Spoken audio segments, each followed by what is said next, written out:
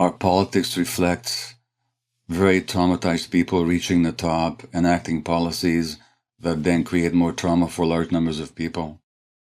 In other words, this is a society that, for all its wealth, scientific ingenuity, incredible progress in science and medicine, has fundamentally got disconnected from the essence of what it means to be human beings. And we suffer. The number of people lonely has doubled in the last 30 years.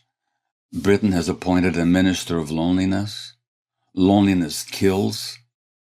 It's as dangerous as smoking 15 cigarettes a day in terms of causing illness or potentiating illness and death. There's so many ways in which this culture is abnormal, and it's causing people to be not well.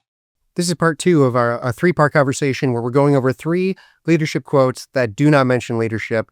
They're outside the leadership canon, outside the body of wisdom, outside of the leadership industry that has gotten us nowhere. Let's dive in.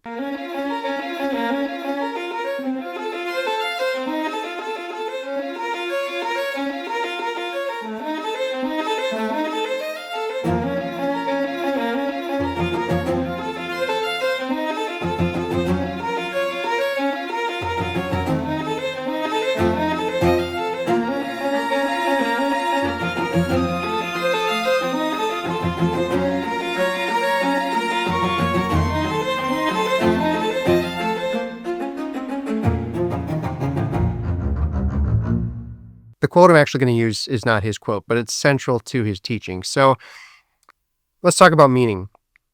Ideas of meaning come to us in the shape of many different voices. This shows up everywhere, in our mental health, our workplaces, our communities, parenting, traffic. But by the time we're grown, we've spent decades adjusting ourselves to systems that were never designed for meaning. Which brings us to our second quote. It's central to the teachings of Gabor Maté. And the quote is this: "It is no measure of health to be well adjusted to a profoundly sick society."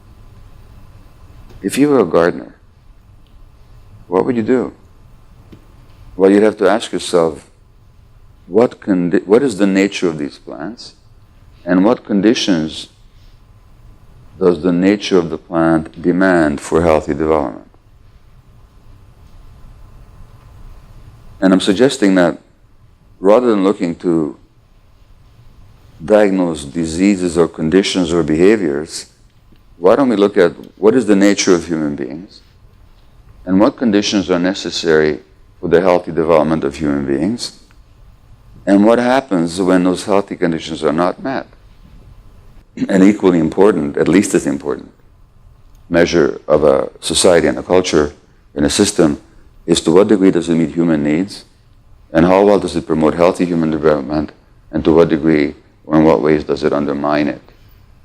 So he's not talking about CEOs here, but doesn't that describe our workplaces?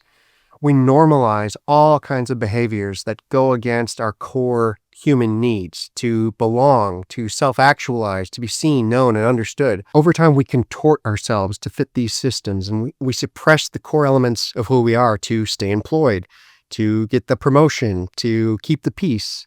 On average, we'll spend 90,000 hours of our lives inside organizations. And if those places are deforming us at scale, the result is a leadership debt that humanity has to pay.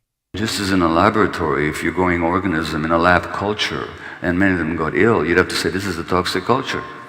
There's something about this culture that's making the creatures that live in it sick. I'm making the same argument about the culture that we're living in today. Here's what I know. The environments we shape us. And in most cases, the real leader in the room isn't a person. It's the box that everyone's in. It's the normalized, systematized behaviors, spoken and unspoken. So why is this a leadership quote? Too many leaders fall into the trap of building organizations, teams, around themselves, their personality, their skill sets, their giftings. In fact, we teach leaders to shore up their flat spots by bringing on team members that are strong where they're not, right? Don't work on weaknesses unless it keeps you from a strength. So if you're really bad at something, bring on a team member who's really good at that, and this is good leadership.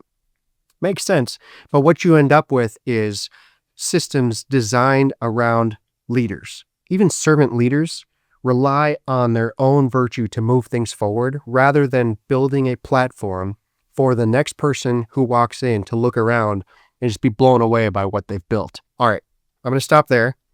Think about that for a second and think about your own life, and then go on to watch part 3. And if you didn't see part 1, go back and watch that, and we'll continue the conversation there.